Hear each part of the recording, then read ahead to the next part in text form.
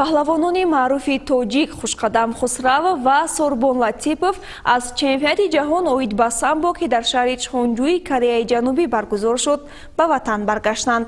پهلوانان امیدبخش تاجیک را مسئولین کمیته کار با جوانان و ورزش و استادان و دانشجویان دانشکده تربیت جسمانی تاجیکستان در صحن مؤسسه دولتی مرکز جمهوری تیاری‌های المپی دسته‌های منتخب پیشواز گرفتند.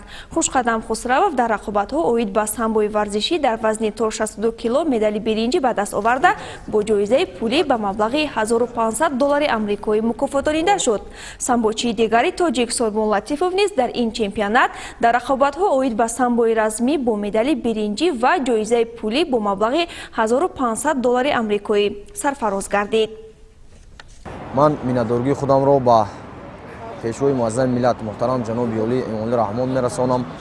ما جوانان هم با این دستگیری و غمخوری قناعت بخش شده و باز میخواهیم که در مسابقه‌هایی که در آینده یعنی چمپیونات‌های جهان و جام‌های جهان برگزار می‌گردد شان و شرف دولت عزیزمان را باز بلند می‌برداریم. در آینده کوشش می‌کنیم و تمرین‌های خود را زیاده می‌کنیم و در چمپیونات‌های جهان سزاوار مدال طلا گردیم. پرچم جمهوری تاجیکستان را در عرصه بین‌المللی در جای اول بالا برداریم.